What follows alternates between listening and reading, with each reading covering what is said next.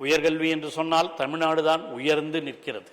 அதற்கு காரணமாக பெரியார், அண்ணா, கலைஞர் வழியிலே இன்று திராவிட மாடல் ஆட்சி நடத்தி கொண்டிருக்கிற நம்முடைய தமிழக முதல்வர் தளபதி அவர்கள் அவர் ஆற்றியிருக்கிற பணி இந்த 3 ஆண்டுகளிலே கொஞ்சம் நெஞ்சமல்ல.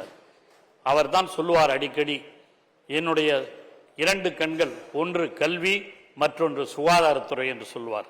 அந்த கல்வியும் சுகாதாரமும் வளர வேண்டும் என்று எல்லா நிகழ்வுகளிலேயும் பேசுகிறவர் நம்முடைய தமிழக முதல்வர். அந்த அடிப்படையில் தான் ஆரம்ப கல்வியாக இருந்தாலும் உயர்கல்வியாக இருந்தாலும் இந்த நாட்டிலே தமிழகத்திலே கல்வி வளர்ச்சி பெற வேண்டும்.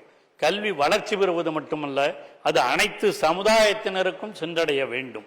அனைத்து சமுதாயத்திற்கு சென்றடைவது மட்டுமல்ல, அது சிறந்த கல்வியாக, அது மிகச்சிறந்த உலக அளவிலே சிறந்த கல்வியாக இருக்க வேண்டும் என்று எண்ணியவர் தான் நம்முடைய தமிழக முதல்வர், நம்முடைய தளபதி அவர்கள் என்பதை யாரும் மறுக்க முடியாது. அந்த அடிப்படையிலே தான் அவர் கொண்டு வந்த திட்டங்கள் தான் நான் முதல்வன் திட்டம்.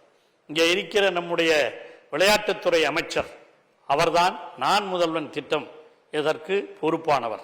அவர் அந்த நான் முதல்வன் திட்டத்தை வளர்த்து கொண்டிருக்கிறார். அதை யாரும் மறுக்க முடியாது. அந்த நான் முதல்வன் திட்டத்தில் இப்போ 25 பேர் லண்டனுக்கு போய் வந்திருக்கிறாங்கன்னா அதற்கு ஏற்பாடு செய்தவர் அவர்தான். அது இந்த உயர்கல்வித்துறை இருந்தாலும் நான் முதல்வனை அவர்தான் பார்த்து கொண்டிருக்கிறார். இதற்கெல்லாம் எங்களுக்கு இந்த சட்டமன்றத்தில் பேசுவதற்கு எங்களுக்கு உறுதுணையாக இருக்கிற நம்முடைய சபாநாயகர் அவர்களுக்கு என்னுடைய உணமார்ந்த வணக்கத்தை நான் தெரிவித்துக் கொள்கின்றேன். இங்கே இருந்து சென்றிருந்தாலும் நம்ம அவை முன்னவர் அவர்களுக்கும் என்னுடைய வணக்கத்தை தெரிவித்துக் கொள்ளிருக்கின்றேன். அமைச்சர் பெருமக்களுக்கும் இங்கே இருக்கிற சட்டமன்ற உறுப்பினர்களுக்கும் என்னுடைய உளமார்ந்த, அதான் அமைச்சர் பெருமக்கள் தான் இனி பெரிய மக்கள், அதனால் அனைவருக்கும் என்னுடைய உளமார்ந்த வணக்கத்தை நான் தெரிவித்துக் கொள்கின்றேன். செய்திகளை உடனுக்குடனும் துல்லியமாகவும் தெரிந்து கொள்ள சப்ஸ்கிரைப் பண்ணுங்க.